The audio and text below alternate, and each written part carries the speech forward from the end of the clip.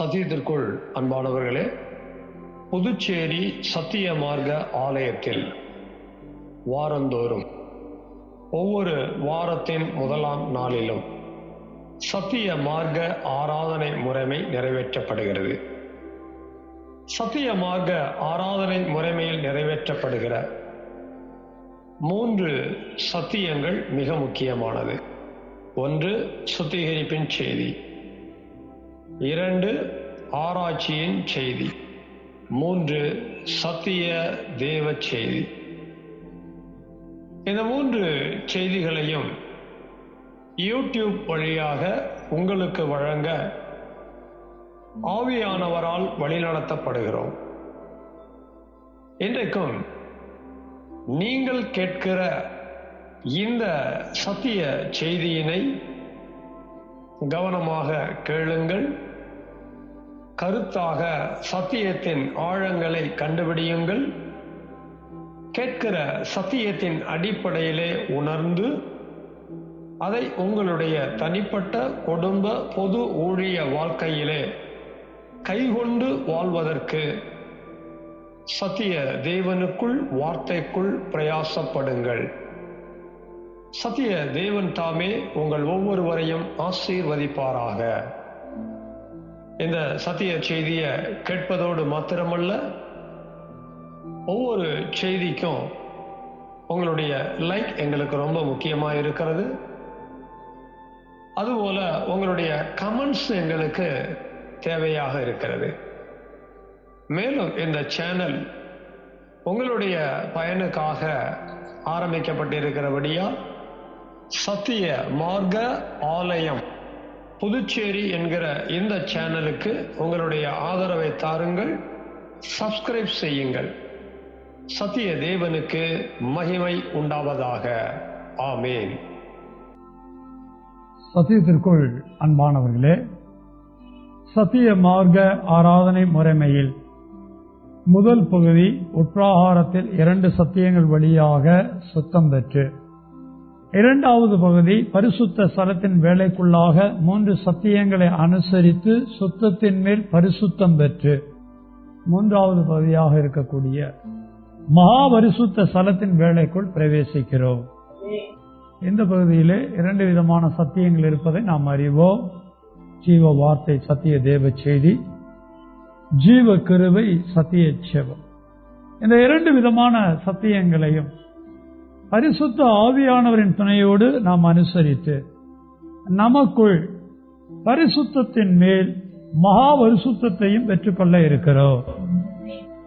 முதலாவதாக சத்திய தேவ செய்தியை நாம் கேட்க போகிறோம்.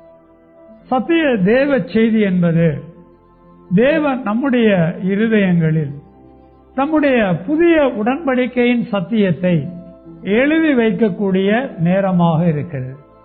தேவனுடைய வார்த்தை, தேவனுடைய சத்தியம், சத்திய தேவ செய்தி எனக்குள் நமக்குள் எழுதி வைக்கப்படுகிற நோக்கம் உங்களையும் என்னையும் அவருடைய சொந்த ஜனமாக, அவரை நாம் சொந்த தெய்வமாக கொண்டு குற்றமற்ற வாழ்க்கையை நடத்த வேண்டும். நாம் குற்றமற்ற வாழ்க்கை நடத்துவதற்காக தேவன் நம்மோடு பேச இருக்கிறார். எல்லாருடைய கண்களும், எல்லாருடைய காதுகளும், எல்லாருடைய மனதும் தெளிவாக தேவ சமூகத்திலே காணப்பட வேண்டும். ஒவ்வொரு வாரமும் சத்திய தேவ செய்தியை கொடுக்கிறாரு அப்படின்னா எல்லாமே நமக்கு அவசியம். ஒவ்வொரு சத்தியமும் நமக்கு தேவை.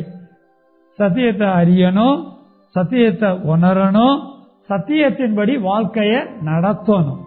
இந்த 3 காரியங்களுக்காக தான் அறிய வேண்டும், உணர வேண்டும், நடக்க வேண்டும்.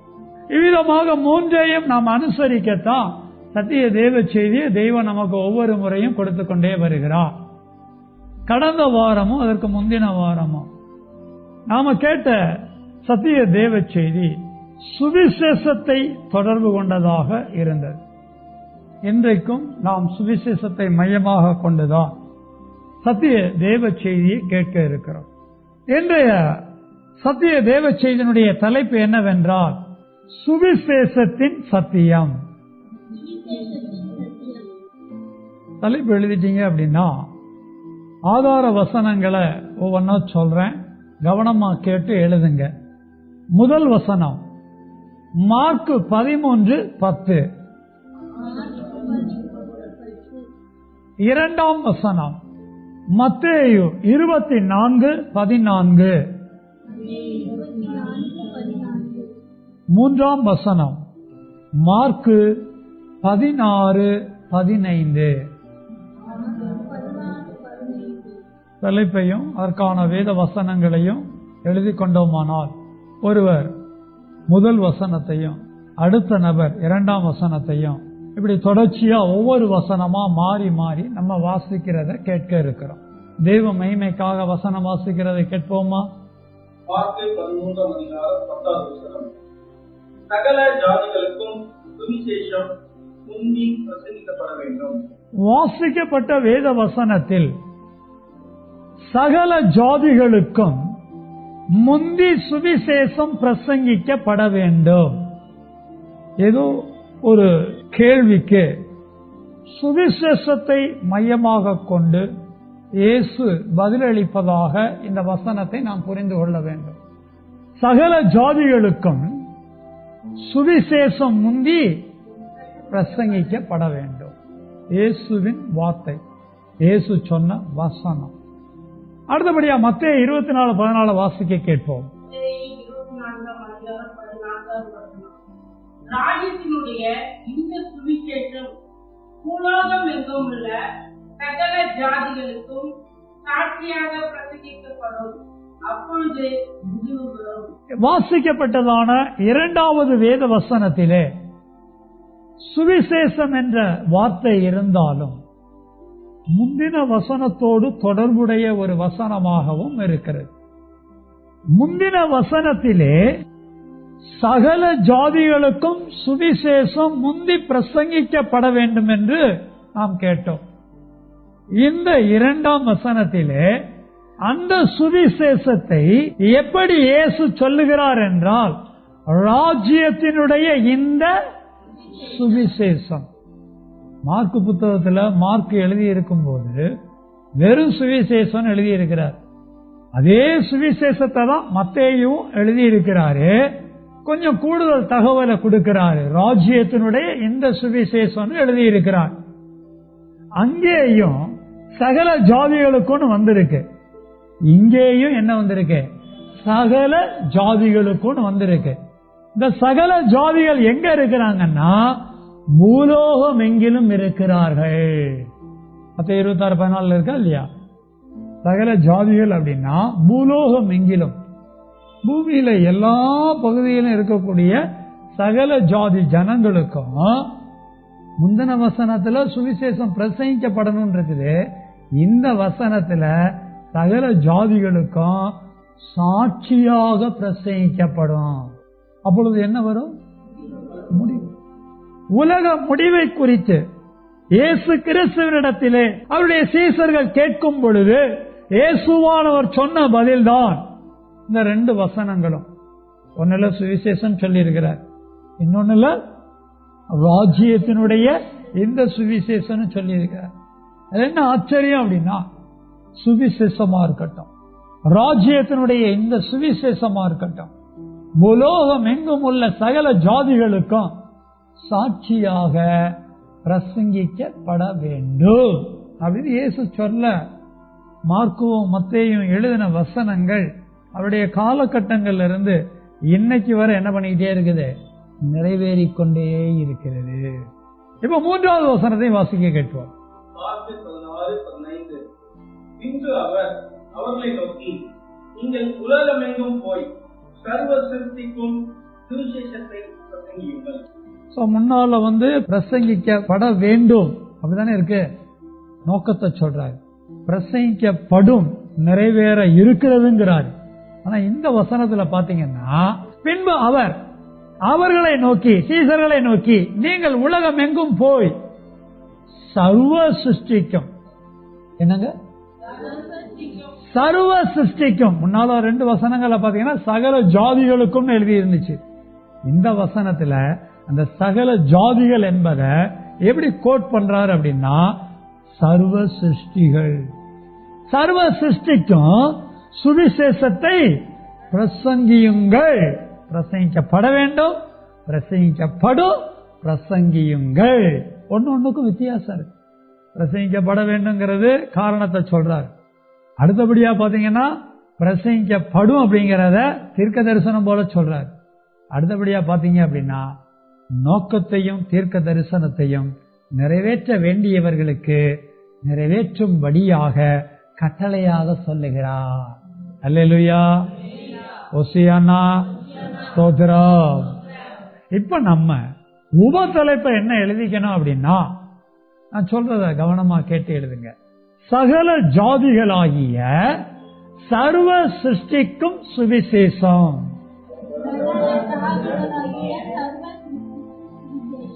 சுருக்கமா சொல்ல போனா சர்வ சிருஷ்டிக்கும் சுவிசேஷம். உபத்தலைப்பை நம்ம எழுதி கொண்டோம் அப்படின்னா இந்த உபத்தலைப்புக்கான ஒத்துவசனங்களை சொல்றேன், அவைகளையும் ஒவ்வொன்றா எழுதுங்க.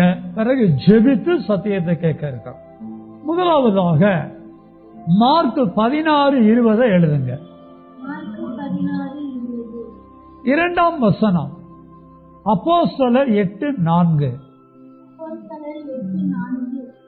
மூன்றாம் வசனம் அப்போஸ்தலர் 2:22. நான்காம் வசனம் அப்போஸ்தலர் 2:23. ஐந்தாம் வசனம் அப்போஸ்தலர் 2:24. ஆறாம் வசனம் அப்போஸ்தலர் 8:25. கடைசியாக 7ஆம் வசனம் அப்போஸ்தலர் 8:40. சத்திய தேவச்சேனுடைய தலைப்பையும் ஆதார வசனங்களையும் உப தலைப்பையும் ஒத்து வசனங்களையும் எழுதியிருக்கிற நாம் நம்முடைய கண்களை மூடி இருதயங்களை தாழ்த்தி சத்திய தேவ செய்திய தெய்வம் நம்மோடு பேசி நம்முடைய இருதயங்களே அவைகளை எழுதி பதிக்க செபிக்க தாழ்த்தலாமா? சத்திய தோப்பனே, சத்திய குமாரனே, சத்திய ஆவியானவரே, சத்திய தேவ செய்தியின் வேலைக்காக நம்முடைய மகிமையான, நம்முடைய மாட்சிமையான, நம்முடைய மகத்துவமான நாமங்களுக்கு கோடா கோடி அல்லேலூயா, கோடா கோடி ஓசியானா, கோடா கோடி ஸ்தோத்திரங்களை செலுத்துகிறோம். எங்கள் இருதயங்களை உம்முடைய உடன்படிக்கை பெட்டியாக பாவித்து எப்போதெல்லாம் நாங்கள் கூடி வருகிறோமோ சத்திய தேவ செய்தி எழுதி பதிக்கிறீரே, இதுவரை பதித்த வேத வசனங்களுக்காக, சத்தியங்களுக்காக கோடா கோடி நன்றி நன்றி நன்றி செலுத்தி உம்மை மகிமைப்படுத்துகிறோம். எப்போதும் இந்த சத்திய தேவ செய்தியின் வேளையிலே நம்முடைய நித்திய ராஜரீகம் வெளிப்பட நீ பரிசுத்தர் பரிசுத்தர் பரிசுத்தர் என்று உம்மை தொழுது சேவிக்கிறோம். சுவிசேஷத்தின் சத்தியத்திலே ஏற்கனவே நீர் எழுதின சுவிசேஷத்தின் சத்தியத்தினுடைய தொடர்ச்சியாக இன்றைக்கும் சகல ஜாதிகளாகிய சர்வ சிருஷ்டிக்கும் சுவிசேஷம் என்ற சத்தியத்திலே நாங்கள் அறிய வேண்டியதையும் நாங்கள் உணர வேண்டியதையும் நம்முடைய வாழ்க்கையிலே கை கொண்டு நடக்க வேண்டியதையும் நீர் எங்களுக்கு வசனங்களிலிருந்து வெளிப்படுத்தும்படி செபிக்கிறோம். இயேசுவானவர் சகல ஜாதிகளுக்கும் முந்தி சுவிசேஷம் பிரசங்கிக்கப்பட வேண்டும் என்றும் அது சகல ஜாதிகளுக்கும் பூலோகம் எங்கிலும் பிரசங்கிக்கப்படும் என்றும் அப்படிப்பட்டதான நோக்கத்தையும் தீர்க்க தரிசனத்தையும் நீங்கள் புறப்பட்டு போய் சர்வ சிருஷ்டிக்கும் சுவிசேஷத்தை பிரசங்கிங்கள் என்றும் சொன்னீரே. ஆழங்களை நாங்கள் அறிந்து உணர்ந்து நமக்கு சித்தமாயிருக்கிறதை நாங்களும் நிறைவேற்ற நீர் கொடுத்த வசனங்கள் வழியாக எங்கள் மனக்கண்களை திறந்து எங்களுக்குள்ளாக இந்த சத்தியத்தை எழுதி வைக்கும்படி செய்வீர்கள். கேட்கும் போதே நாங்கள் உணர வேண்டும். உணர்ந்து மனம் திரும்பி நல்ல தீர்மானம் எடுக்க பகுத்தறிவு கொடுக்கும்படி 4:12-5-4 ஒப்பு கொடுக்க எல்லாருடைய கவனமும் சத்திய தேவ செய்தியில் இருக்க எங்களை ஒருமுகப்படுத்தும்.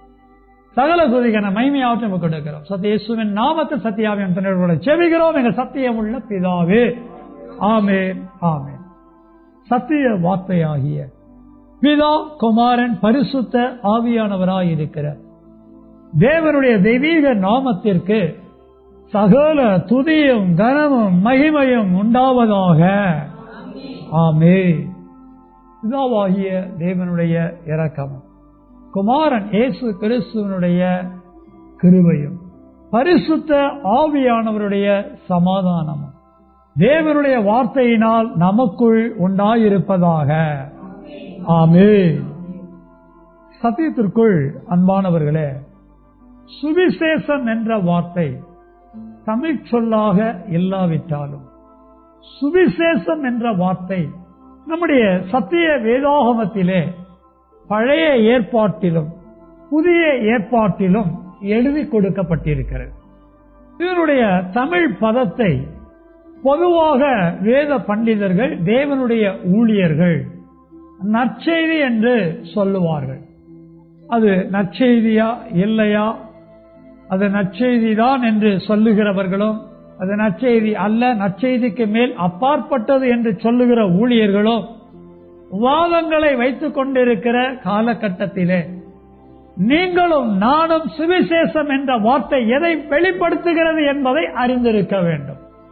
சுவிசேஷம் என்கிற சத்தியம் ரட்சிப்பை வெளிப்படுத்தக்கூடியதாக இருக்கிறது. சுவிசேஷம்னா நமக்கு என்ன ஞாபகம் வரணும்? ரட்சிப்பு. கூடுதலா அதனுடைய சாட்சின்னு பார்க்கும் போது ஒன்னு ரட்சிப்பு, இன்னொன்னு மீட்பு, இன்னொன்னு விடுதலை. சுவிசேஷம் என்ற வார்த்தையினுடைய தமிழ் பதம், தமிழ் பொருள் என்னவென்றால், உங்களுக்கும் எனக்கும் தேவன் அருளுகிற ரட்சிப்பை வெளிப்படுத்தக்கூடியதாக இருக்கிறது. அல்லேலூயா, ஓசியானா, ஸ்தோத்திரம். அப்படின்னா பழைய ஏற்பாட்டில் சுவிசேஷத்தை வச்சிருக்கிறார். அப்படின்னா இயேசு இந்த பூமியில வந்தபோது சுவிசேஷத்தை பேசி இருக்கிறார். அப்படின்னா இயேசு வந்து பரலோகம் போன பிறகு இன்னைக்கு வரையில சுவிசேஷம் பிரசங்கிக்கப்படுது. அப்படின்னா எல்லாமே ரட்சிப்பை வெளிப்படுத்தக்கூடிய சத்தியமாகவே இருக்கிறது. சுவிசேஷம் எனக்கு தேவை, சுவிசேஷம் நமக்கு தேவை. சுவிசேஷம் உலகத்தில் வாழ்கிற சர்வ சிருஷ்டிக்கும் தேவை. அல்லேலூயா, ஓசியானா, ஸ்தோத்திரா. கவனிங்க, பழைய ஏற்பாட்டு காலகட்டத்தில் சுவிசேஷத்தை நம்ம முதல் சத்தியமா கேட்டோம். பழைய ஏற்பாட்டு காலம் என்பது ஆதாம் முதல் என வேதத்திலே நாம் பார்த்தாலும் மிக முக்கியமாக ஆபிரகாம் முதல் இஸ்ரவேலரை மையப்படுத்துகிறதாக இருக்கிறது. பழைய ஏற்பாட்டு காலம், பழைய ஏற்பாட்டு ஜனம் என்றாலே வேதம் நமக்கு அதிகமாக இஸ்ரவேலரை மையமாக கொண்ட சத்தியமாகவே வெளிப்படுத்துகிறது. அப்படியானால் பழைய ஏற்பாட்டு சுவிசேஷம் என்பது இஸ்ரவேலருக்கு கிடைத்த ரட்சிப்பை குறிக்கிறது. அப்படி என்னங்க இஸ்ரவேலுக்கு ரட்சிப்பு கிடைச்சது அப்படின்னு பாத்தீங்க அப்படின்னா, இஸ்ரவேல் ஜனங்க கானான் தேசத்துல தேவனால கொண்டு வந்து நாட்டப்பட்டாங்க, வைக்கப்பட்டாங்க. கானான் தேசத்துல, சுதந்திர தேசத்துல தேவன் தேவ ஜனங்களுக்கு சுய உரிமையை கொடுத்து விடுதலையோட வாழ வச்சார். தேவன் தேவ ஜனங்களுக்கு சுதந்திர தேசத்தை கொடுத்து ரட்சிக்கப்பட்ட ஜனங்களாக, சுதந்திரமுள்ள ஜனங்களாக, விடுவிக்கப்பட்ட ஜனங்களாக, மீட்பின் ஜனங்களாக வாழ வைத்தார். ஆனா அந்த ஜனங்க அப்படி வாழ்க்கைய நடத்தாம, அவ்வப்போது தேவனுக்கு பிரியமில்லாம குற்றமுள்ள வாழ்க்கையை நடத்தும் போது, விடுவிக்கப்பட்ட ஜனங்களா வாழாம குற்றமுள்ள வாழ்க்கையை நடத்தும் போது புறஜாதிகள் அவர்கள் என்ன பிடிச்சாங்க? சிறைபிடித்தாங்க. இந்த ஜனங்கள்லாம் என் சொல் கேட்கல, எனக்கு பிரியமா, எனக்கு பாத்திரமா வாழ்க்கையை நடத்தல, புறஜாதிகள் சிறைபிடிச்சிட்டு போனா போகட்டும் அப்படின்னு விட்டு விடல. சிறைபிடிக்கப்பட்ட அந்த ஜனங்களுக்கு கர்த்தருடைய கைகள் இருந்து என்ன கொடுத்தாரு? ரட்சிப்ப, விடுதலையை கொடுத்தார். அப்படி கொடுத்தது மட்டுமல்ல, அப்படி கொடுத்தத போய் பிரசித்திப்படுத்த சொன்னார், பிரசங்கம் பண்ண சொன்னார், அறிவிக்க சொன்னாரு. இதுதான் என்ன சுவிசேஷம்? பழைய ஏற்பாட்டு சுவிசேஷம். பழைய ஏற்பாட்டு சுவிசேஷம் என்றால் இஸ்ரவேலர் முதலாவது யூதா ஜனங்களுக்கு பின்னதாக பூமியின் குடிகளுக்கு எங்கள் தேவன் எங்களை சத்துருக்களுடைய கைகளுக்கு விலக்கி மீட்டு ரட்சித்து விடுவித்தார். அல்லேலூயா.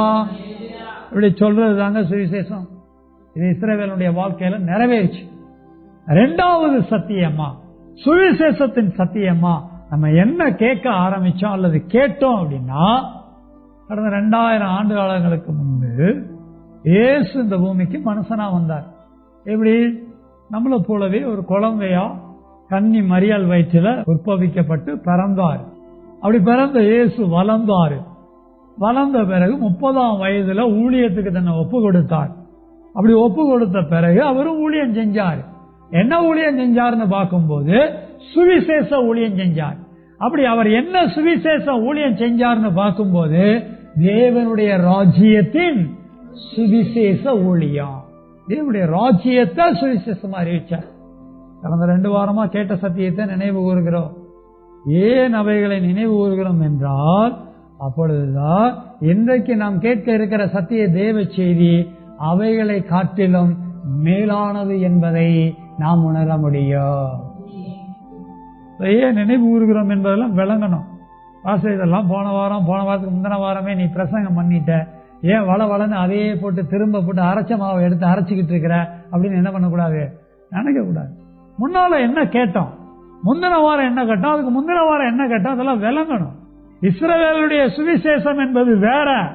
அதுல 7 சத்தியத்தை நம்ம அடுக்கி வச்சிருக்கிறோம். இயேசு கிறிஸ்து பேசிய தேவனுடைய ராஜ்யத்தின் சுவிசேஷம் என்பது வேற. அதுல 7 காரியங்களை அடுக்கி வச்சிருக்கிறோம். இயேசு ஏன் தேவனுடைய ராஜ்யத்தின் சுவிசேஷத்தை பேசினார் அப்படின்னா, இயேசு பூமிக்கு வந்து சுவிசேஷ ஊழியத்தை செய்யும் போது, சுவிசேஷத்தை அறிவிக்கும் போது, தேவ ஜனமாகிய யூத ஜனங்கள் தேவனுடைய ராஜ்யத்திற்குள் இல்லை. அந்த ஜனங்களை எந்த ராஜ்யத்துக்குள்ள கொண்டு வரணும்? தேவனுடைய ராஜ்யத்துக்குள்ள கொண்டு வரணும். அப்படியானால் தேவனுடைய ஜனங்கள் எப்படிப்பட்டவங்களா இருந்தாங்க? சிறுமப்பட்டிருந்தாங்க, சிறைப்பட்டு இருந்தாங்க, கட்டுண்டவர்களா இருந்தாங்க, நறுங்குண்டவர்களா இருந்தாங்க, தரித்திரரா இருந்தாங்க. எல்லாம் எழுதுல நம்ம போனவா. கட்டுண்டவர்களை விடுவிக்கிறார், சிறுமைப்பட்டவர்களை ஸ்திரப்படுத்துகிறார், ரட்சிப்பை கொடுக்கிறார். எல்லாமே பாத்தீங்க அப்படின்னா சுவிசேஷனாவே ரட்சிப்பு, விடுதலை இதை மையமாக கொண்டுதான் இருக்கும். ஏன் யூத ஜனங்களை இயேசு தேவனுடைய ராஜ்யத்துக்குள்ள கொண்டு வராரு அப்படின்னா, தேவ ஜனங்கள் அடிமையாக வாழக்கூடாது. அடிமையாக வாழ்ந்தா தேவனுடைய ராஜ்யத்துக்குரியவர்களா நீதியை நிறைவேற்ற முடியாது.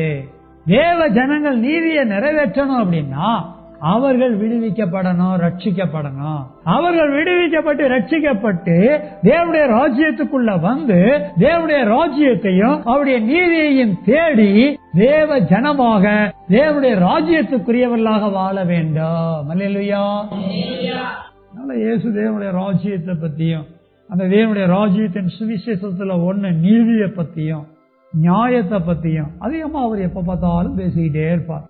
இப்படி இயேசு எல்லாவற்றையும் பேசி முடித்து தன்னை பிதா பூமிக்கு அனுப்பின நோக்கத்தை எல்லாம் நிறைவேற்றி முடிச்சு பரலோகமும் புறப்பட இருக்கிறார். அப்படி புறப்பட இருக்கும்போதுதான் இயேசு தம்முடைய சீசரிடத்துல சொன்ன காரியம் என்ன அப்படின்னா, சர்வ சிருஷ்டிக்கும் சுவிசேஷத்தை பிரசங்கியுங்கள் அப்படின்னு சொன்னார். ஒரு பக்கம் இஸ்ரவேலர் யூதா ஜனங்களுக்கு சுவிசேஷம் சொன்னாங்க, இன்னொரு பக்கம் இயேசு யூத ஜனங்களுக்கு சுவிசேஷம் சொன்னார். அடுத்தபடியா இயேசு சுவிசேஷம் சொல்லிட்டாரு, சுவிசேஷ ஊழியம் சுவிசேஷ வேலை எல்லாம் முடிஞ்சிருச்சு அப்படின்னு இல்லாம இயேசு தம்மை பின்பற்றி வந்த சீசர்களிடத்திலும் மறுபடியும் என்ன ஊழியத்தை கொடுக்கிறாரு? சுவிசேஷ ஊழியத்தை கொடுக்கிறாரு. எப்படி கொடுக்கிறாரு அப்படின்னா, ஏற்பாட்டு இஸ்ரவேலர்கள் கானானுக்குள்ளேயே அந்த ஊழியத்தை பண்ணாங்க. இயேசு ஊழியம் செய்யும் போதும் தன்னுடைய சீசர்களையும் சேர்த்துக்கிட்டு ஊழியம் பண்ணினாரு. அவரும் யூத ஜனங்கள் மத்தியிலேயே இஸ்ரேல் தேசத்துக்குள்ளேயே என்ன பண்ணிருக்கிறாரு? பண்ணினாரு. ஆனால் இயேசு பரலோகத்துக்கு ஏறி போறதுக்கு முன்னால நம்முடைய சீசர்களுக்கு சொல்லக்கூடியத கூடுதல் பணியா சொல்றாரு, சர்வ சிருஷ்டிக்கும் சுவிசேஷம் பிரசங்கிக்க வேண்டும், சகல ஜாதிகளுக்கும் சுவிசேஷம் பிரசங்கிக்க வேண்டும் அப்படின்னு சொல்றாங்க. இது என்னன்னு நாம விளங்கி கொள்ள நாம 7 வசனங்களை குறிச்சிருக்கிறோம். இந்த 7 வசனங்கள்ல இருந்து 7 குறிப்புகளை 7 சத்தியங்களை முடிவுல எழுத இருக்கிறோம். அதுக்கு முன்னால ஒவ்வொரு வசனமா வாசிச்சு அதுல என்ன நமக்கு எழுதி இருக்கிறதுங்கிறத சத்தியமா கேட்க போறோம், கவனிக்க போறோம். முதல் வசனம் மார்க் 16:20. மார்க் 16:20 அவர்கள் புறப்பட்டு போய், இந்த அவர்கள் என்பது சீசர்களை குறிக்கிறது. சீசர்கள் புறப்பட்டு போய் எங்கும் பிரசங்கம் பண்ணினார்கள். என்னங்க எங்கும்? இந்த எங்கும் என்ற வார்த்தையை நம்ம எப்படி விளங்கிக்கணும் அப்படின்னா, கரெக்டான பதில். இஸ்ரவேல்ல மட்டும் இல்ல, பூமி எங்கும். அதான் அதனுடைய மைய கரு. ஆரம்பத்துல பாத்தீங்கன்னா இயேசு எங்க போறாரோ இயேசு கூடவே என்ன பண்ணுவாங்க, அங்க போயிட்டே இருப்பாங்க. சரி, திடீர்னு இயேசு என்ன பண்றாரோ, எங்க போன்னு சொல்றாரோ அங்க என்ன பண்ணிட்டே இருப்பாங்க, போவாங்க வருவாங்க. இதே காரியமா தான் 3 வருஷம் போச்சு. ஆனா 3 வருஷம் முடிஞ்சதுக்கு அப்புறம் பாத்தீங்க அப்படின்னா என்ன சொல்றாருன்னா, என்ன எழுதி வைக்கப்பட்டிருக்கிறது அப்படின்னா, அவர்கள் புறப்பட்டு போய், சீசர்கள் புறப்பட்டு போய் எங்கும் அப்படின்னா பூமி எங்கும் என்ன பண்ணினார்கள்? சும்மா பிரசங்கம் பண்ணல. எதை பிரசங்கம் பண்ணாங்கன்னு நம்ம இங்க புரிஞ்சுக்கணும் அப்படின்னா, சுவிசேஷத்தை பிரசங்கம் பண்ணினார்கள். அல்லேலூயா, ஓசியானா, ஸ்தோத்திரம். இத கௌரவ பணியா எடுத்துக்கல. என்ன பணியா எடுத்துக்கல? ஆமா, சிலர் பாத்தீங்கன்னா ஊழியத்தை கௌரவ பணியா நினைச்சு செய்வாங்க. ஊழியம் கனம் உள்ளது, ஆனா இதை செய்வதனாலே எனக்கு கௌரவம் வரும் என்று நாம் கௌரவ பணியாக செய்யக்கூடாது. சீசர்கள் இதை இப்படி செய்யவில்லை, இயேசுவின் கட்டளையாக பார்த்து செய்தார்கள். அல்லேலூயா. எப்படி செஞ்சாங்க? இயேசுவின் கட்டளையாக பார்த்து செஞ்சாங்க. அதுவும் தான் இருக்கிற இடத்துக்குள்ள மட்டும் செய்யல, பூமி எங்கும் சென்று சுவிசேஷ சத்தியத்தை பிரசங்கிக்க கூடியவர்களாக இருந்திருக்கிறார்கள். தொடர்ந்து வாசிங்க. கர்த்தர் அவர்களுடனே கூட கிரியை நடப்பித்து அவர்களால் நடந்த அடையாளங்களினாலே வசனத்தை உறுதிப்படுத்தினார். ஆமென். ரொம்ப அழகான ஒரு வார்த்தை. என்ன அங்க கவனிக்கணும் அப்படின்னா, எங்கும் பிரசங்கம் பண்ணினார்கள் அப்படின்னா எதை பிரசங்கம் பண்ணாங்கன்னா வசனத்தை பிரசங்கம் பண்ணாங்க. அந்த வசனம் தான் சுவிசேஷம். அப்படி சுவிசேஷ வசனத்தை அவங்க பிரசங்கம் பண்ண பண்ண பண்ண பண்ண கர்த்தர் அவர்களுடனே கூட கிரியை நடப்பித்து அவர்களால் நடந்த அடையாளங்களினாலே வசனத்தை என்ன பண்ணினாரு?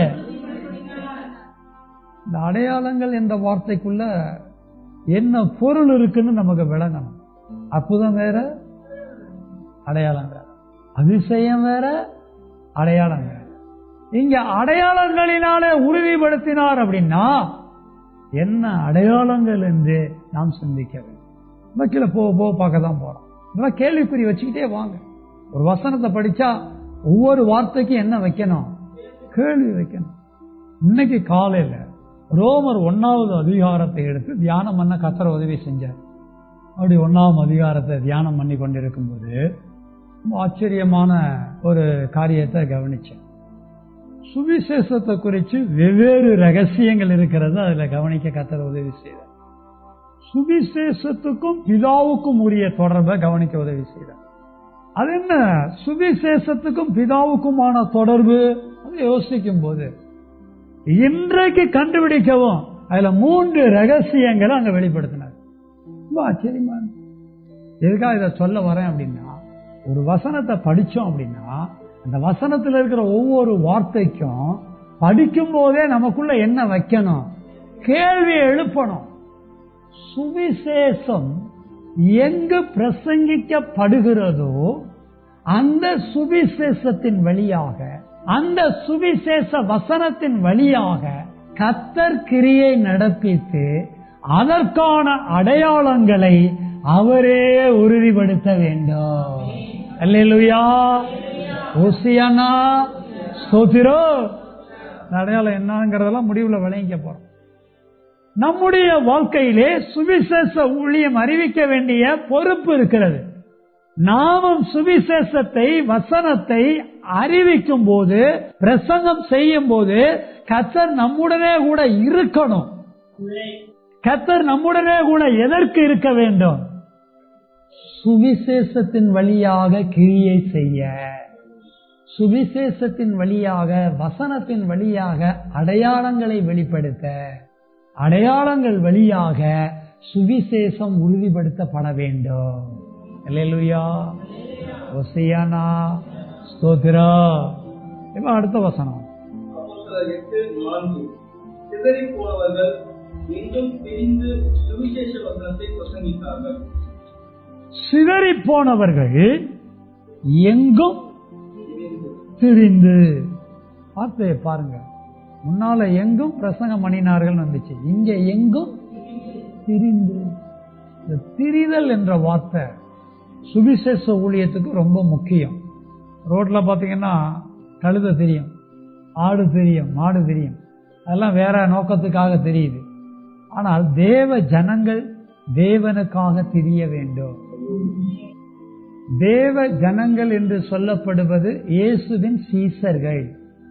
இயேசுவின் சீசர்கள் திரிந்து கொண்டே இருக்க வேண்டும். திரிதல் என்ற வார்த்தைக்கு பல பொருள் இருக்குது. ஆனா இங்க திரிதல் என்ற வார்த்தைக்கு பொருள் என்ன அப்படின்னா, எங்கும் திரிந்து. எங்க பார்த்தாலும் அலைசக்காவை பார்க்கணும், எங்க பார்த்தாலும் சூசானனை பார்க்கணும், எங்க பார்த்தாலும் எட்வினை பார்க்கணும். இப்ப இப்படி சொல்லிக்கிட்டே போலாம், எல்லாரையும் சொல்லி இருந்தா நேரம் போயிடும். எங்க பார்த்தாலும் நம்மள, நேத்து தான் உங்களை அங்க பார்த்தேன், இன்னைக்கு இங்க பாக்குறேன், நாளைக்கு அங்க பார்ப்பேனோ அப்படிங்கிற அளவுக்கு நம்ம எங்க என்ன பண்ணிக்கிட்டே இருக்கணும். வேற வேலை இல்லையா பாஸ்? வாரம் ஒரு நாள் வந்து ஒரு 3 மணி நேரம் செலவு பண்ணிட்டு காணிக்கையை போட்டுட்டு போறதுக்குள்ளே முதுகெலும்பு அத்து போகுது. நீ எப்படா பேசி முடிப்பன்னு தான் நாங்கெல்லாம் நினைச்சுக்கிட்டு இருக்கிறோம். நீ என்னடானா இப்பதான் ஆரம்பிக்கிற, அதுவும் எங்கேயும் தெரியணுங்கிற. ஒழுங்கா இருக்கிறது பிடிக்கல உனக்கு. எல்லாம் நீங்க ஏசு கிட்ட கேட்கணும். எல்லாம் யாருகிட்ட கேட்கணும்? ஏசு கிட்ட கேட்கணும். ஏசு 12 பேரை மட்டும் புறப்பட்டு போக சொல்ல, 120 பேர்கிட்ட சொன்னாரு. இன்னும் சொல்ல போனா ஸ்தோத்திரம், அந்த 120 பேர்கிட்ட தீய பத்த வைக்கிறாரு. அந்த 120 பேர்கிட்ட அந்த வேலையை ஆரம்பிக்கிறாரு. அது அன்னைக்கே முடிகிற வேலை கிடையாது, அது இன்றைக்கும் தொடர்ந்து செய்யப்பட வேண்டிய வேலை. அல்லேலூயா. இந்த வசனத்தை வந்து அடுத்த 3 வசனங்களை வாசிச்ச பிறகு மறுபடியும் டச் பண்ணுவோம். அப்போ கொஞ்சம் எஃபெக்டிவா இருக்கும். இப்ப அடுத்த வசனம் 3ஆம் வசனத்தை எடுப்போம். இந்த 3 வசனங்களையும் தொடர்ந்து ஒரே நபர் எடுத்து வச்சு தேவ மகிமைக்காக வாசிங்க ஒண்ணு ஒண்ணா. அப்போஸ்தலர் 2ஆம் அதிகாரம் 22வது வசனம். இஸ்ரவேலரே, நான் சொல்லும் வார்த்தைகளை கேளுங்கள். நீங்கள் அறிந்திருக்கிறபடி நசரேயனாகிய இயேசுவை கொண்டு தேவன் உங்களுக்குள்ளே பலத்த செய்கைகளையும் அற்புதங்களையும் அடையாளங்களையும் நடப்பித்து அவர்களினாலே அவரை உங்களுக்கு வெளிப்படுத்தினார். ஆமென்.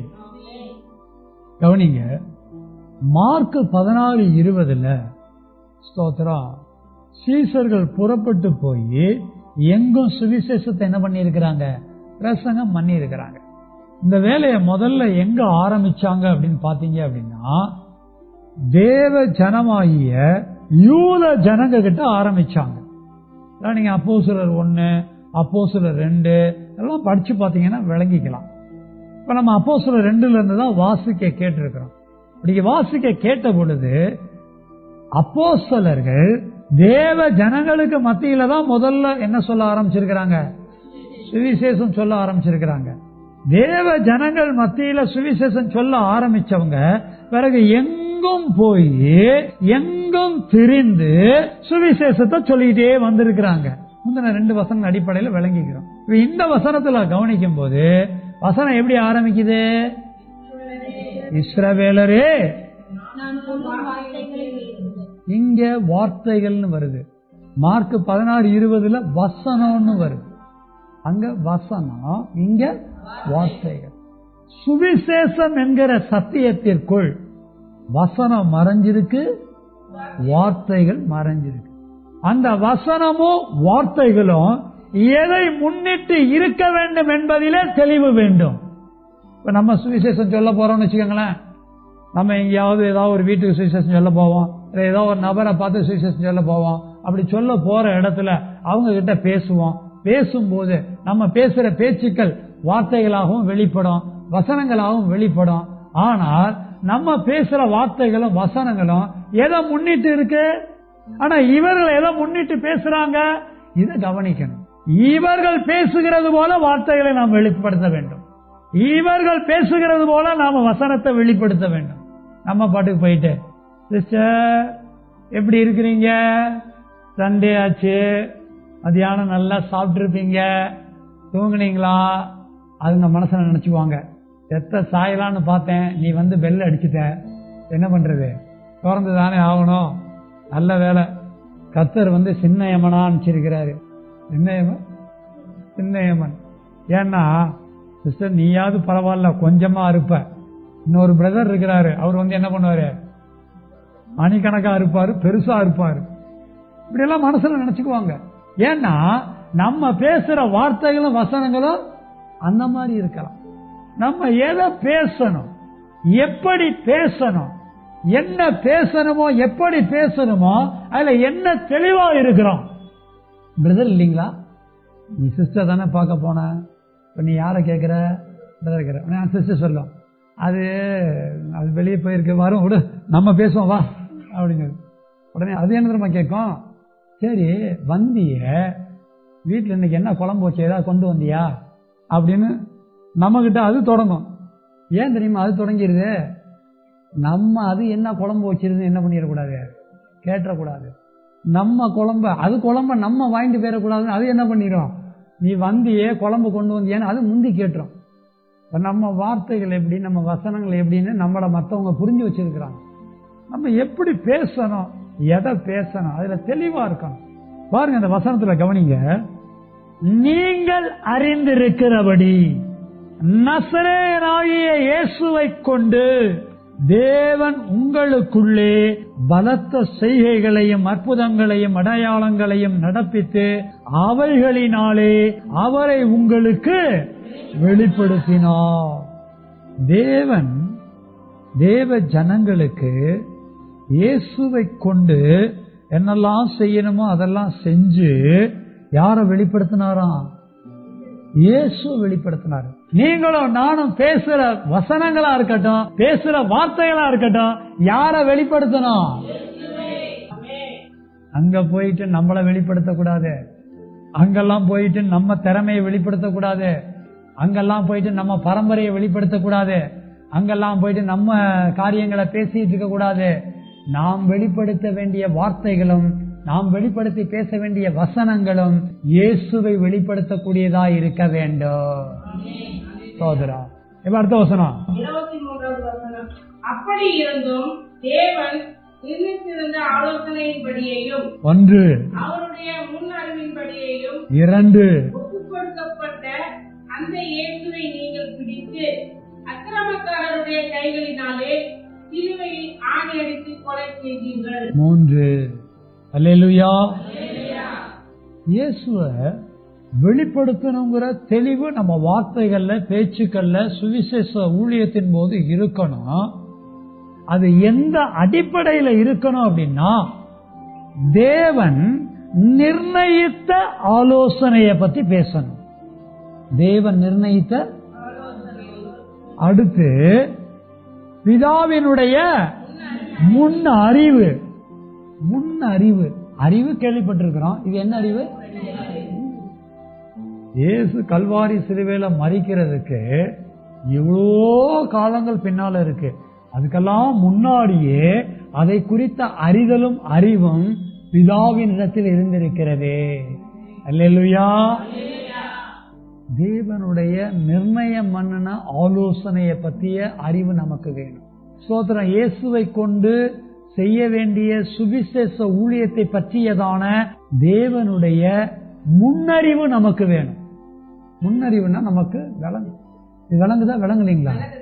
பரலோகத்திலேயே வந்த முன்னறிவு, பரலோகத்தில் இருந்த பிதாவினிடத்துல வந்த முன்னறிவு, பரலோகத்துல பிதாவாகிய தேவனுடைய மனதிலே தோன்றின யோசனையின் ஆலோசனையை குறிக்கக்கூடியது.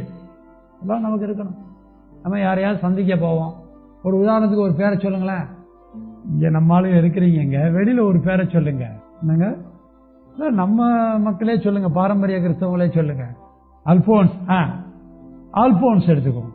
இப்ப அல்போன்ஸ சந்திக்க போறோம். அல்போன்ஸ் சுவிசேஷம் கேள்விப்படாத நபர்னு வச்சுக்கோங்க. இப்ப அல்போன்ஸ் கிட்ட போய் இயேசுவை வெளிப்படுத்தணும். அல்போன்ஸ் கிட்ட போய் எடுத்த உடனே இயேசுவை நீங்க என்ன பண்ணிட முடியாது, வெளிப்படுத்திட முடியாது. இயேசுவை நீங்க வெளிப்படுத்தணும் அப்படின்னா தேவன் இயேசுவை கொண்டு அந்த நபருக்காக என்ன செய்ய தன்னுடைய மனதிலே நிர்ணயம் பண்ணி ஆலோசித்தாரோ, அதை முன் அறிவாக கொண்டிருந்தாரோ, அதை குறித்து நாம் பேச வேண்டும். அல்லேலூயா, ஓசியானா, ஸ்தோத்திரம். ஒரு அல்போன்ஸை சந்திக்க போறோம், இல்ல ஒரு பீட்டரை சந்திக்க போறோம், இல்ல ஒரு மார்க்கரட்டை சந்திக்க போறோம். உங்கெல்லாம் சுவிசேஷம் கேள்விப்படாதவங்க, அவங்க கிறிஸ்துவ குடும்பம் தான், அவங்க சுவிசேஷம் கேள்விப்படாதவங்க. இப்ப அவங்க சுவிசேஷம் கேள்விப்படணும் அப்படின்னா நாங்க தான் கிறிஸ்தவங்களா இருக்கிறோமே.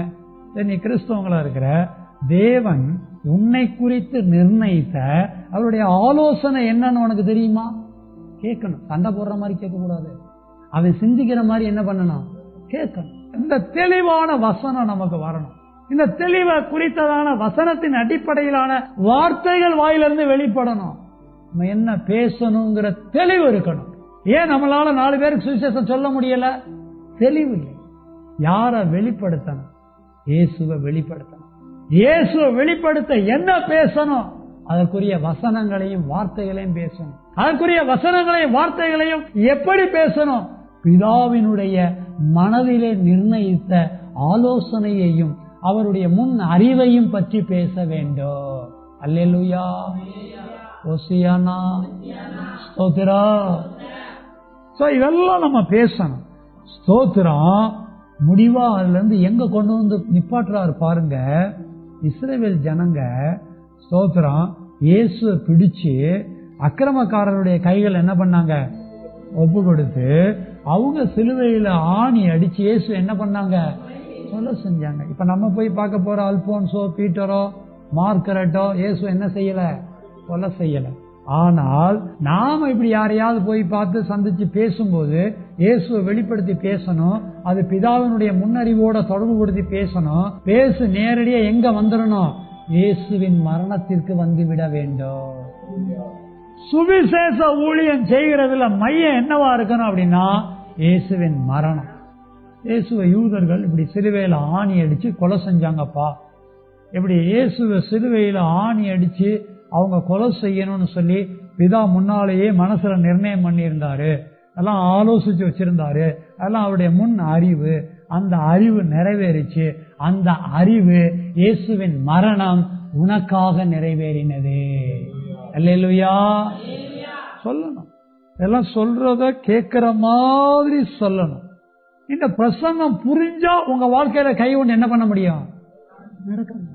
அந்த மாதிரிதான் நீங்க சொல்லக்கூடிய சுவிசேஷம் ஒருத்தருக்கு புரிகிற மாதிரி என்ன பண்ணணும், சொல்லணும். ஆனால் அதில் எது மையமாக இருக்க வேண்டும் என்றால் ஆர்டரா வரணும்.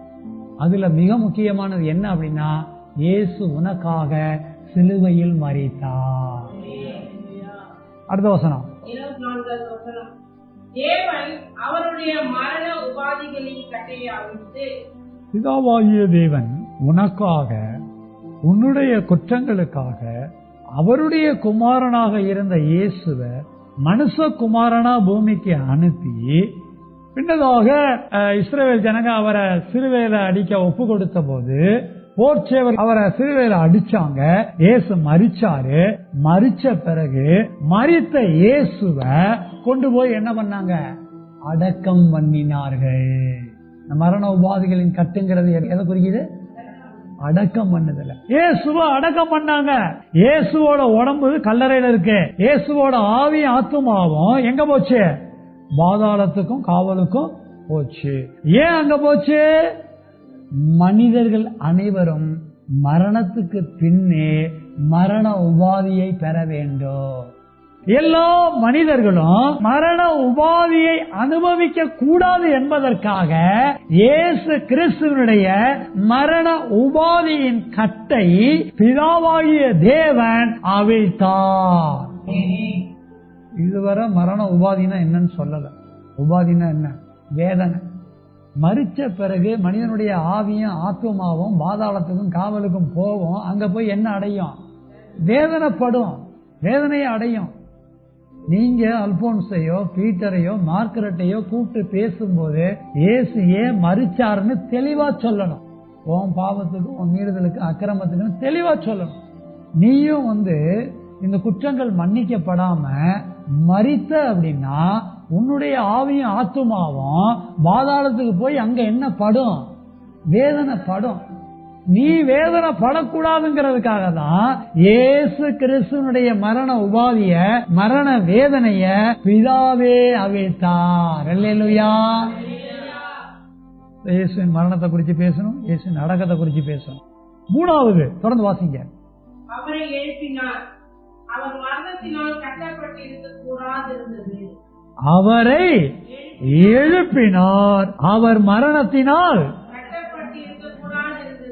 அப்படின்னா இயேசு கிறிஸ்து மூன்றாம் நாளிலே மரணத்தை ஜெயித்து உயிர்த்தெழுந்தார். அல்லேலூயா. நீங்களும் புறப்பட்டு போய் எங்கும் திரிந்து சுவிசேஷ வசனத்தை, இயேசு கிறிஸ்துவின் மரணத்தை, இயேசு கிறிஸ்துவின் அடக்கத்தை, இயேசு கிறிஸ்துவின் உயிர்த்தெழுதலை பிரசங்கமா செய்து ஸ்தோத்திரம், இவைகள் உனக்காக உங்களுக்காக நிறைவேறினது என்று அறிவிக்க வேண்டும். நீங்க தெளிவா இருக்கணும். சுவிசேஷ ஊழியத்துல நீங்க இயேசுவின் மரணத்தை கொண்டு வராம இருக்கவே கூடாது. ஏன் மரிச்சாரு பல தடவை சொல்லி கொடுத்திருக்கிறோம். நாங்க இப்ப திரும்ப திரும்ப சொல்லி கொடுக்க வேண்டிய அவசியம் இல்லை. வசனங்கள் நிறைய இருக்கு, அதெல்லாம் நாங்க இப்ப எடுத்து காமிச்சுக்கிட்டே இருக்க முடியாது. நாங்க ஒரே ஒரு வசனம் தான், இயேசுவை நீங்கள் சிலுவையில் ஆணி அடித்து கொலை செய்தீர்கள், அவர் மரித்ததுக்கு ஒப்பான ஒரு வசனத்தை சொல்றோம். சுவிசேஷம் அறிவிக்கப்படும் போது அவர்கள் என்ன வார்த்தைகளை உபயோகப்படுத்தினாருங்கிறத சொல்றோம். நாங்க இப்ப நீங்க யாருக்கு சுவிசேஷம் சொல்றீங்களோ அதுக்கேற்ற மாதிரி வார்த்தைகளை உபயோகப்படுத்தணும். அதுல இயேசுவின் மரணம் முக்கியப்படுத்தப்பட வேண்டும். மரணத்துக்கு அப்புறம் என்னங்க? அடக்கம். அடக்கத்துக்கு அப்புறம் என்னங்க? உயிர்த்தெழுதல். இந்த உயிர்த்தெழுதலை நீங்க எதை வெளிப்படுத்தி பேசணும் அப்படின்னா, இயேசு உயிர்த்தெழுந்தார் என்றால் இயேசுவின் ஆவியும் ஆத்துமாவும் பாதாளத்திலிருந்தும் காவல்ல இருந்தும் வெளியில வந்து கல்லறையில இருந்த சரீரத்துக்குள்ள பிரவேசித்து ஆவி ஆத்மா சரீரம் மூணும் மறுபடியும் பூமிக்கு வந்தது. அல்லேலூயா. நீங்களும் நானும் மரிச்சோம் அப்படின்னா நம்மளோட சரீரம் கல்லறையில அடக்கம் பண்ணப்படும். ஆனா நம்முடைய ஆவியும் ஆத்மாவும் எங்க போவோம்? கீழே போவோம். ஒண்ணு, இந்த சுவிசேஷத்தை கேட்டு விசுவாசிக்காம மரிச்சு போயிருந்தோம்னா பாதாளத்துல போய் மரண உபாதியை அனுபவிக்கும். இல்ல சுவிசேஷத்தை கேட்டு விசுவாசிச்சிருந்தோம் அப்படின்னா நம்முடைய ஆவி ஆத்மாவும் மரண உபாதிக்கு தப்பி பாதாள பரதேசிலே தங்கி இருக்கும். இதெல்லாம் சொல்லணும். நீங்க எனக்கு ஏன் சுவிசேஷம் கேட்பான். எல்லாம் நீங்க பாயிண்டா நோட்ல எழுதி வச்சுக்கோங்க. 1 மரணத்துக்கு 3 காரியம், 2 அடக்கத்துக்கு 3 காரியம், 3 உயிர்த்தெழுதலுக்கு 3 காரியம். நான் எல்லாமே சொல்லிட்டேன். எல்லாம் எழுதி வச்சுட்டு இவைகளை போய் நாம் அறிவிக்க வேண்டும். இப்படித்தான் ஆதி அப்போஸ்தலர்கள் சுவிசேஷத்தை இஸ்ரவேலர் மத்தியில அறிவிச்சாங்க. அறிவிச்ச போது அநேகர் மனம் திரும்பினாங்க. அநேகர் மனம் திரும்பினது மட்டுமல்ல, ரட்சிக்கப்பட்டாங்க. ரட்சிக்கப்பட்டது மட்டுமல்ல, சபைகள் பெருகின. அப்படி சபைகள் பெருகின போதுதான் இப்பதான் மறுபடியும் 2வது வசனத்தை வாசிக்கிறேன். சிதறி போனவர்கள் எங்கும் தெரிந்து, முன்னாடி இந்த வசனத்துக்கு மறுபடியும் வரேன்னு சொன்னா இல்லையா? என்ன அப்படின்னா, இந்த சிதறி போனவர்கள் எங்கும் தெரிந்து அப்படின்னா சபைகள் நிறைய பெருகுது. அப்ப சுவிசேஷ ஊழியம் நடக்கும் போது சபைகள் பெருகுது. சபை பெருகல, சபைகள் பெருகுச்சு. சபை பெருகுதுன்னா சபையில ஆத்துமா பெருகுது. சபைகள் பெருகுது அப்படின்னா இவங்க எங்கும் தெரிஞ்சு என்ன பண்ணிருக்கிறாங்க? சுவிசேஷத்தை சொல்லி இருக்கிறாங்க அர்த்தம். எங்கெல்லாம் போறாங்களோ அங்கெல்லாம் சபை வருது. நம்ம எப்படி எங்கெல்லாம் போறோம் அங்கெல்லாம் சபை வருதா? நம்ம வர்ற சபையிலே ஆத்துமாக்கள் இல்லை. இது காரணம் என்ன? நம்ம எதை அறிவிக்கல? ஒத்துக்கணும், உணரணும், மனம் திரும்பணும். இயேசு சொன்ன கட்டளைய ஏன் வாழ்க்கையில நான் நிறைவேற்றணும். என்னுடைய பொறுப்புங்கிறத சபையில் இருக்கிற ஒவ்வொரு ஆத்துமாக்களும் வளரணும். அங்க பாத்தீங்கன்னா ரொம்ப ஆச்சரியமான ரகசியம் என்ன தெரியுமா? சிதறி போனவர்கள். எதுக்கு சிதறாங்க? அவசரப்படாதீங்க, நல்லா யோசிச்சு சொல்லுங்க. நாங்கெல்லாம் கேட்காமடியே பிரசங்கம் பண்ணிட்டு போயிட்டே இருக்கலாம். நான் ஏன் கேட்கிறேன் அப்படின்னா எல்லாம் உங்களுக்கு விளங்கணும். அதுக்குதான் நான் நிப்பாட்டுறேன். சபை பெருக பெருக உபத்திரவம் வரும். நீங்க அப்போஸ்தலர் 8ஆம் அதிகாரம் படிங்க. சபை பெருக பெருக என்ன வரும்? உங்களை கூட விட மாட்டாங்க, உங்களை ஆராதிக்க விட மாட்டாங்க, உங்களோட தேவனுடைய சித்தத்தை செய்ய விட மாட்டாங்க. நீ என்ன வேணாலும் பண்ண, நான் சிதறி போறேன், ஆனாலும் என்ன பண்ணுவேன்? அடுத்த வார்த்தையை பாருங்க. எங்கும் தெரிந்த சுவிசேஷ வசனத்தை பிரசங்கம் பண்ணினார்கள். உபத்திரவமே வந்தாலும் சுவிசேஷ ஊழியத்தை விடலைங்க. ஆனா நம்ம எப்படி தெரியுமா? 13 வருஷமா இந்த சபைக்கு வர்றோம். இதுவரை நான் ஒரு 3 பேரை கூட்டிட்டு வந்து ரட்சிப்புக்குள்ள நடத்தி சபையில நிறுத்தி இருக்கிறேன் அப்படின்னு நம்மளால சொல்ல முடியுமா? இங்க இருக்கிறவங்க இப்ப எண்ணி பாருங்களேன், ஒரு 30 பேர் இருப்பாங்க. 30 × 3 எத்தனை பேரு? 30 பெருக்கள் 3ன்னா எவ்வளவு பேருங்க? 90. ஒரு வருஷத்துக்கு நம்ம ஒரு 3 பேரை டார்கெட் பண்ணி அவங்கள ப்ராப்பரா சுவிசேஷம் சொல்லி அவங்கள நம்ம சபைக்குள்ள கொண்டு வந்து தெய்வத்தினுடைய உதவியோட சேர்த்து இருந்தோம் அப்படின்னா ஒரு வருஷம் 90 அப்படின்னா இந்த 13 வருஷத்துக்கு எவ்வளவு பேர் வந்திருக்கோம்? 1000 பேர் தாண்டி இருக்கும். இவ எவ்வளவு பேர் ஓடிட்டு இருக்குது? அதே 30. தாண்ட மாட்டேங்குது. அதே 30. கால போக்கில் பார்த்தா இந்த 30 3 ஆயிர மாட்டேங்குது. பாச நீ, உன் பொண்டாட்டி, உன் பையன் ஒருத்தன், அந்த மாதிரி எல்லாம் ஒரு பக்கம் சிரிக்கிறோம், இன்னொரு பக்கம் சீரியஸா திங்க் பண்ணோம். இயேசுவினுடைய மரணம், அடக்கம், உயிர்த்தெழுதல் என்பது சபை பெருகுவதற்கு. அடுத்த வசனம் வாசிக்க கேட்போம். அப்போஸ்தலர் 8:25. அவர்கள் கர்த்தருடைய வசனத்தை சாட்சியாய் அறிவித்து சொன்ன பின்பு சமாரியருடைய அநேக கிராமங்களில் சுவிசேஷத்தை பிரசங்கித்து எருசலேமுக்கு திரும்பி வந்தார்கள். அப்போஸ்தலர் 8ல தான் நம்ம ஏற்கனவே வாசிச்ச வசனம் 4ஆம் வசனம். இங்க 25 வாசிச்சிருக்கிறோம். 4ல பாத்தீங்கன்னா எல்லாரும் சிதறி போறாங்க. சிதறி போறாங்கன்னா எங்கும் திரியிறாங்க. திரிஞ்சு என்ன பண்றாங்கன்னு இந்த 8:25 எழுதி இருக்கு பாருங்க. இவ்விதமாய் அவர்கள் கர்த்தருடைய வசனத்தை சாட்சியாய் அறிவித்து சொன்ன பின்பு சமாரியருடைய அநேக கிராமங்களில் சுவிசேஷத்தை பிரசங்கித்து எருசலேமுக்கு வந்தார்கள். சுவிசேஷ வசனத்தை அறிவிக்கிறது தாங்க அவங்க வேலையாவே வச்சிருந்தாங்க. டெய்லி செய்வாங்க. அதுல என்ன கவனிக்கப்பட வேண்டிய வார்த்தைன்னா கிராமங்களுக்கு போயிருக்கிறாங்க. இருக்கா அந்த வார்த்தை? கிராமம்னு இருக்கா, கிராமங்கள்னு இருக்கா? புதுச்சேரியில எத்தனை கிராமம் இருக்கு நமக்கு தெரியுமா? எத்தனை பஞ்சாயத்து இருக்கு நமக்கு தெரியுமா? ஸ்தோத்திரம். எதுவுமே யோசிக்க மாட்டேன். நீங்க நல்ல தீர்மானம் எடுங்க. அவன் கிராமத்தை தத்து எடுக்கிறான். நீங்க தத்தெல்லாம் எடுக்க வேண்டாம். ஆமா, அவ்வளவு சொத்தெல்லாம் நம்ம கிட்ட இல்ல. நம்ம செய்ய வேண்டியது என்னன்னா, முதல்ல பாண்டியில எத்தனை கிராமம் இருக்குன்னு சொல்லி கணக்கெடுங்க. அரசாங்க வேலையெல்லாம் போட்டு தரல நான். எதுக்கு கணக்கு எடுக்கணும் அப்படின்னா, முதல்ல ஜெபிங்க. முதல்ல என்ன பண்ணுங்க? ஜெபிங்க. எத்தனை கிராமம் இருக்கு, ஒவ்வொரு கிராமத்தையும் லிஸ்ட் போட்டு எடுத்து பாருங்க. அடுத்த வாரம் நம்ம ஊழியக்காரங்க அந்த லிஸ்ட் எல்லாம் போட்டு எடுத்துட்டு வந்துருவாங்க. ஆமா, ஸ்தோத்திரம், எல்லாம் எடுத்துருவாங்க. எடுத்து ஒவ்வொரு ஊரையும் சொல்லி சொல்லி சொல்லி என்ன பண்ணணும்? ஜெபிக்கணும். ஒரு உதாரணம் எடுத்துக்கங்க. ஒரு கிராமம் சொல்லுங்க, மண்ணாடிப்பட்டு. இப்ப மண்ணாடிப்பட்டுங்கிற ஒரு கிராமத்தை சொல்றோம்னு வச்சுக்கோங்க. அந்த மண்ணாடிப்பட்டு கிராமத்துக்காக எப்படி ஜெபிக்கணும்? மண்ணாடிப்பட்டு கிராம மக்கள் இயேசுவை அறிய வேண்டும், ஒரு ஜெபம். இரண்டாவது, மண்ணாடிப்பட்டு கிராம மக்களை குறித்த தேவன் நிர்ணயித்திருந்த பிதாவின் ஆலோசனை நிறைவேற வேண்டும். மூணாவது, மண்ணாடிப்பட்டு கிராம மக்களை குறித்த பிதாவாகிய தேவனுடைய முன்னறிவு நிறைவேற வேண்டும். இவைகள் எல்லாம் நிறைவேற இயேசு கிறிஸ்துவினுடைய மரணம், அடக்கம், உயிர்த்தெழுதல் கர்த்தருடைய சுவிசேஷ வசனமாக, வார்த்தைகளாக ஒவ்வொரு ஜனங்களுக்கும் அறிவிக்கப்பட வேண்டும். இப்படி என்ன பண்ணணும்? நம்ம ஜெபிக்கணும். இப்படி ஒவ்வொரு கிராமங்களுக்காக ஜெபிக்கணும். ஜெபிச்சுட்டு விட்டுறக்கூடாது. ஆண்டவர்கிட்ட என்ன தெரியுமா கேட்கணும்? என்னைய மண்ணாடி பட்டுல கொண்டு போய் ஒரு நாள் நிறுத்தும்.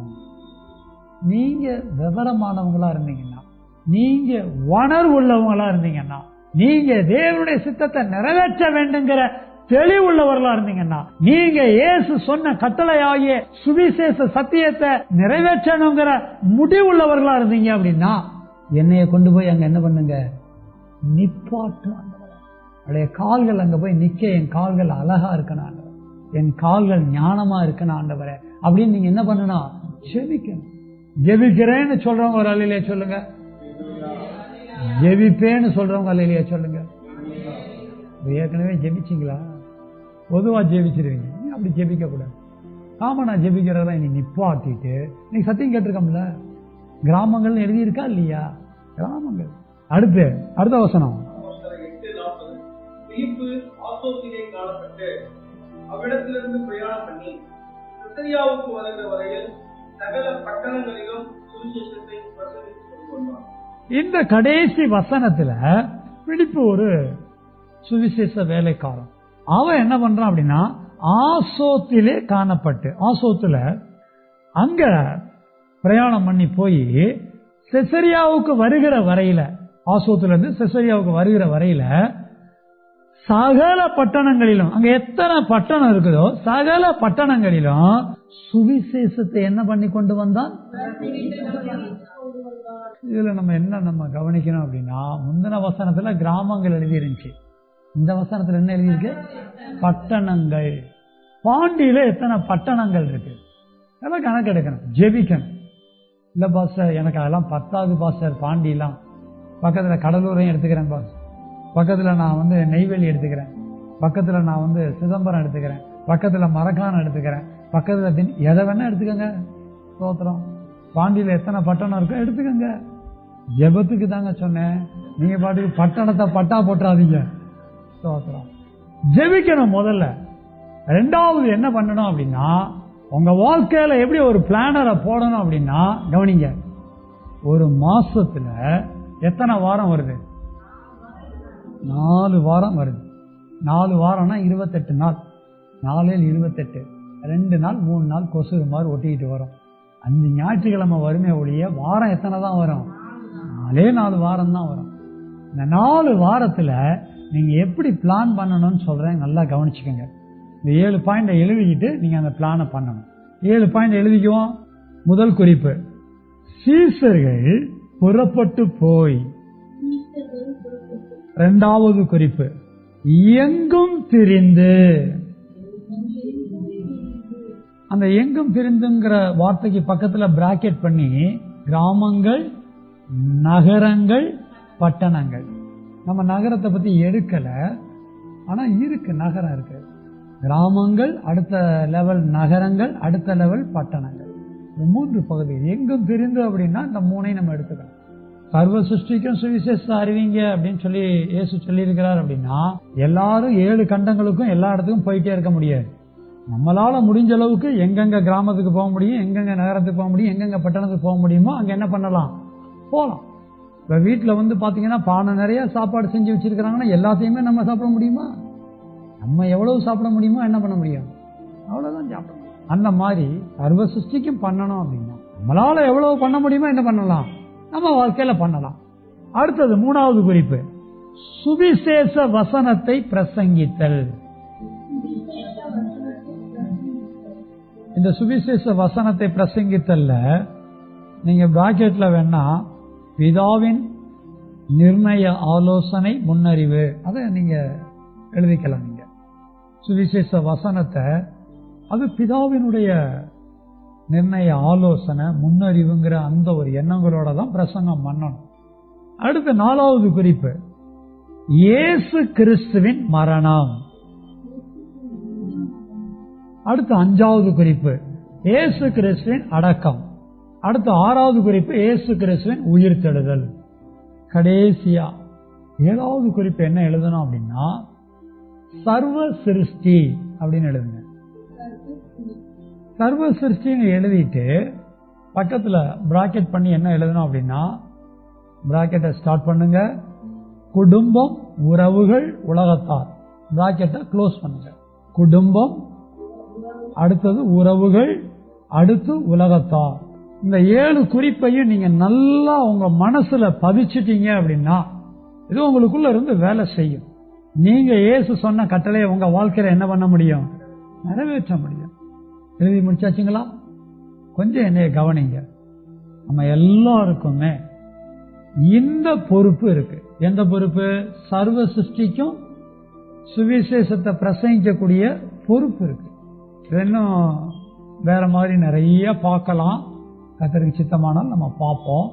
இன்னைக்கு நான் கேட்ட சத்தியம் ஏதோ ஒரு பிரசங்கமா கேட்டு எழுதி வச்சுக்கிறதுக்காக இல்ல. இது இயேசு நேரடியா அப்போஸ்தலருக்கு சொன்ன கட்டளை மட்டும் இல்ல, எனக்கும் இயேசு கொடுத்த கட்டளையாக எடுத்துக்கொள்ளுகிறேன். இந்த உணர்வோடு நீங்களும் நானும் புறப்பட்டு போகணும், எங்கும் திரியணும். அதாவது கிராமங்கள், நகரங்கள், பட்டணங்கள்னு சொல்லி எங்கும் திரியணும். சுவிசேஷ வசனத்தை பிதாவின் முன்னறிவின் அடிப்படையில இயேசுவின் மரணத்தை, இயேசுவின் அடக்கத்தை, இயேசுவின் உயிர்த்தெழுதலை எடுத்து பேசணும். யாருகிட்ட பேசணும் அப்படின்னா சர்வ சிருஷ்டிகள்னு சொல்லக்கூடிய, சகல ஜனங்கள் என்று சொல்லக்கூடிய முதல்ல நம்ம குடும்பத்துக்கு சொல்லணும். 2வது நம்முடைய உறவுகளுக்கு சொல்லணும். 3வது உலகத்தாருக்கும் என்ன பண்ணணும்? சொல்லணும். இந்த கடைசி பாயிண்ட்ல இருக்கிற அந்த 3 காரியங்களுக்கு மட்டும் சின்ன விளக்கம் கொடுத்து முடிச்சிடுறேன். நிக்கோலஸ், குடும்பம்னா யாருப்பா? Mummy, daddy. இப்ப நீ சுவிசேஷம் கேள்விப்பட்டிருக்கிற. கர்த்தருக்கு சித்தமானால் இந்த மாசம் என்ன எடுக்க போற? ஞானஸ்நானம் எடுக்க போற. இனி வீட்டுல யார் எடுக்கணும்? தங்கச்சிங்க எடுக்கணும். அப்ப தங்கச்சிங்களுக்கு சுவிசேஷம் சொல்லக்கூடிய பொறுப்பு யாருக்கு இருக்கு? எனக்கு இருக்கு. எப்படி சொல்லணும்? உங்க உணர்வுகள் எப்படி இருக்குங்கிறதுக்கு ஒரு டெஸ்ட் தான் இது. எனக்கு இருக்கு. என் வீட்டுல ரட்சிக்கப்படாம ஒரு ஆத்மா இருக்குன்னா அந்த ஆத்மாவுக்கு நான் என்ன சொல்லணும்? வீட்டுக்கு போன உடனே சுவிசேஷம் சொல்லிடாதுப்பா. பிள்ளைய வளரட்டும், அவசரப்பட வேண்டாம். சுவிசேஷ ஊழியத்தை பத்தி கேட்டுட்டு தூங்கிக்கிட்டே இருக்காதீங்கன்னு சொல்ல வரேன். செய்யணும். இப்ப குடும்பம்னா பிள்ளைங்க இருக்கிறாங்க, வயசானவங்க இருப்பாங்க. உங்க அப்பாவை பெற்ற அம்மா ரட்சிக்கப்பட்டுட்டாங்களாப்பா? இல்ல. அவங்களுக்கு என்ன சொல்லணும்? அப்பா போய் சொன்னா, அம்மா போய் சொன்னா பாட்டி என்ன பண்ண மாட்டாங்க? கேட்க மாட்டாங்க. ஆனா நீ போய் சொன்னா என்ன பண்ணுவாங்க? கேட்பாங்க. புரியுதா உனக்கு? இப்படித்தாங்க. நிக்கோலஸை உதாரணமா எடுத்துக்கிட்டோம்னா நம்ம குடும்பத்தில் ரட்சிக்கப்படாதவங்க இருப்பாங்க. உங்களை கண்டுபிடிச்சு சுவிசேஷம். அடுத்தபடியா பாத்தீங்கன்னா உங்க வீட்டுல விசேஷம் நடக்கிற மாதிரி இன்னைக்கே ஒரு 40 பக்க நோட்டோ இல்ல 100 பக்க நோட்டோ ஒண்ணு வாங்குங்க. உங்க சொந்தக்காரன் பேர் பூரா எழுதுங்க. மாமா, அத்தை, சித்தப்பா, பெரியப்பா, சித்தி, பெரியம்மா, எல்லாரும் பேரையும் எழுதுங்க. குழந்தைய எல்லாம் வரிசையா வாங்க. எல்லாரும் பேரையும் எழுதுங்க. எழுதி வச்சுக்கிட்டு அடுத்தபடியா உலகத்தாருன்னு பாத்தீங்கன்னா நீங்க வேலை செய்யற இடமா இருக்கும், நீங்க படிக்கிற இடமா இருக்கும், நீங்க எங்கேயோ பஸ்ல போற இடமா இருக்கும், ட்ரெயின்ல போற எல்லாம், நீங்க பிளைட்ல போற மாதிரி எல்லாமே எடுத்துக்கங்க. யார பார்த்தாலும் ஒரு நிமிஷம் கிடைக்காதா? யார வெளிப்படுத்தணும்? இயேசுவை வெளிப்படுத்தணும். என்ன சொல்லணும்? சுவிசேஷம். சுவிசேஷம் என்ன? இயேசுவின் மரணம், அடக்கம், உயிர். தெளிவா பேசிடணும். ஒரு நிமிஷம் கிடைச்சாலும் பேசுவேன், 1 மணி நேரம் கிடைச்சாலும் பேசுவேன். அந்த அளவிற்கு தெளிவாக இருந்து நாம் நம்முடைய குடும்பத்தாருக்கும், நம்முடைய உறவுகளுக்கும், நம்முடைய உலகத்தாருக்கும் இயேசு சொன்ன கட்டளையை நிறைவேற்ற சுவிசேஷம் அறிவிக்க வேண்டும். அல்லேலூயா, ஓசியானா, ஸ்தோத்திரா. எல்லாரும் எழுப்பி நிக்கலாமா? சுவிசேஷ சத்தியத்துல இன்றைக்கு 3வது சத்தியமா, சர்வ சிருஷ்டிக்கும் சுவிசேஷத்தை பிரசங்கியுங்கள். இந்த உபத்தலைப்புல நீங்களும் நானும் பிரசங்கத்தை கேட்டிருக்கிறோம். நம்ம கேட்ட இந்த பிரசங்கம் என்பது இன்றைய சபையின் பிரசங்கம் மட்டும் அல்ல. கடந்த 2000 ஆண்டுகளுக்கு முன்னால கர்த்தராகிய இயேசு கிறிஸ்து பரமேறுவதற்கு முன்னதாக தாம் தெரிந்து கொண்டு அப்போஸ்தலர்கள் என்று பெயரிட்ட தம்முடைய சீசர்களுக்கு அறிவித்த கட்டளையாக இருக்கிறது.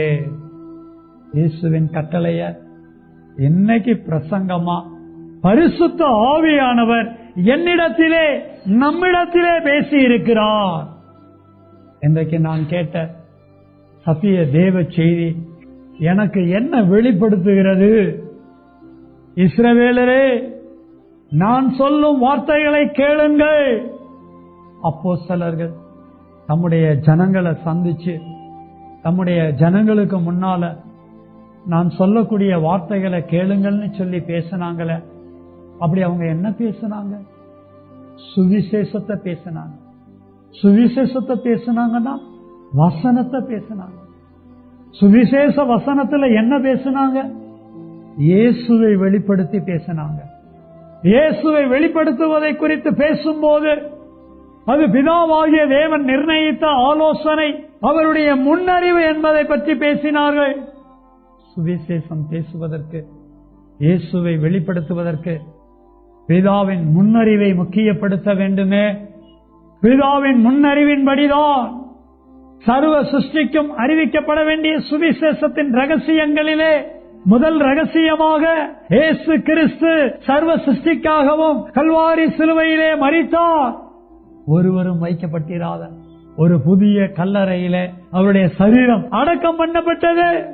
அவருடைய ஆவியும் ஆத்துமாவும் பாதாளத்திற்கும் காவலுக்கும் கடந்து சென்றது. பாதாளத்திலே காவலிலே அவர் மரண உபாதிகளை தொடர்ந்து காலமெல்லாம் அனுபவிக்காதபடிக்கு தேவன் அவருடைய மரண உபாதிகளின் கட்டுகளை அவிழ்த்து 3ஆம் நாளிலே உயிரோடு எழுப்பினாரே. இயேசுவின் மரணத்தை, இயேசுவின் அடக்கத்தை, இயேசுவின் உயிர்த்தெழுதலை சுவிசேஷமா, சுவிசேஷ வசனமா, கர்த்தருடைய வசனமா, சுவிசேஷ சத்தியமா நாமும் அறிவிக்க புறப்பட வேண்டாமா? எங்கும் செல்ல வேண்டாமா? எங்கும் தெரிய வேண்டாமா? கிராமங்கள் தோறும், நகரங்கள் தோறும், பட்டணங்கள் தோறும் அறிவிக்கிற பொறுப்பு எனக்கும் நமக்கும் இருக்கிறதே. இதுவரைக்கும் இதை வளர்ந்து வாழ்ந்திருக்கிறோமா? இதுவரைக்கும் இதை அறிவித்து வாழ்ந்திருக்கிறோமா? இதுவரை நம்ம அப்படி இல்லை அப்படின்னா நம்ம இருதயம் இன்னைக்கு குத்தப்பட்டு நம்ம இருதயத்துல இன்னைக்கு உணர்ந்து நான் வசிக்கக்கூடிய புதுச்சேரியில, நான் வாழக்கூடிய புதுச்சேரியில எத்தனை கிராமங்கள் இருக்கு, எத்தனை நகரங்கள் இருக்கு, எத்தனை பட்டணங்கள் இருக்குன்னு சொல்லி நான் அதெல்லாம் கண்டுபிடிச்சு அவைகளுக்காக முதல்ல ஜெபிச்சு, 2வது வேத வசனங்களின் அடிப்படையிலே ஆயத்தப்பட்டு, 3வது சர்வ சிருஷ்டிக்கும் என் குடும்பத்தில் உள்ளவங்களுக்கு, என்னுடைய உறவுகளுக்கு, என்னுடைய கண்கள் காணக்கூடிய உலகத்தாருக்கு இந்த சுவிசேஷத்தை அறிவிப்பேன்னு சொல்லி நல்ல தீர்மானம் எடுக்கலாமா? அப்படி தீர்மானம் எடுக்கிற ஒவ்வொருவருக்காகவும் நம்முடைய மேய்ப்பர் அவர்கள் ஜெபிப்பார். சத்திய ஆவியானுடைய ஒத்தாசையோடு இந்த நேரத்தில் ஆமாண்டவரே, சத்திய தேவ செய்தியாக என்னுடைய ஒவ்வொருடைய இருதயத்திலும் எழுதின சுவிசேஷத்தின் சத்தியமாக சர்வ சிருஷ்டிக்கும் சுவிசேஷத்தை பிரசங்கிக்க வேண்டும் என்று ஒவ்வொரு தலைப்பாக எழுதியிருக்கிறீங்க ஆண்டவரே. தொடர்ந்து நீங்க எழுதின நம்முடைய வெளியேறப்பட்ட சத்தியங்களுக்காக நாம் உங்களுக்கு கொடாகோடி மகிமை செலுத்துகிறோம், கொடாகோடி நன்றி செலுத்துகிறோம். ஆமென். கர்த்தாவே, இயேசு பூமியில மரித்து அடக்கம் பண்ணப்பட்டு உயிர்த்தெழுந்து ஆண்டவரே பரமேறி செல்வதற்கு முன்பதாக அல்லேலூயா ஈஸ்வரனுக்கு கட்டளையாக கொடுத்து ஸ்தோத்திரம் சுவிசேஷத்தை பிரசங்கிங்கள் என்று ஆமென்.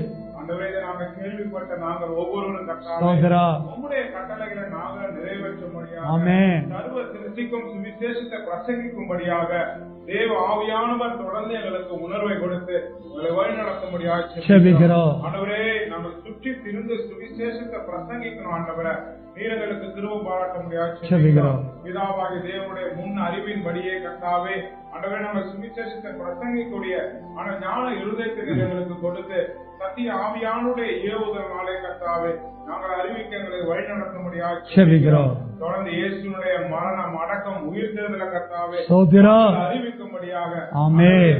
ஆதி அப்போஸ்தல காலகட்டத்தில் கிராமங்கள் தோறும் பட்டணங்கள் அல்லேலூயா சுவிசேஷத்தை பிரசங்கித்தது போல ஆண்டவரே புதுச்சேரியில இருக்கிறதான கிராமங்களை கண்டறிந்து ஆமென் பட்டணங்களை அறிந்து கர்த்தாவே நாங்கள் செபிக்கும்படி அல்லேலூயா ஆண்டவரே தொடர்ந்து அங்க கடந்து சென்று நாங்கள் சுவிசேஷத்தை பிரசங்கிக்க ஆமென்.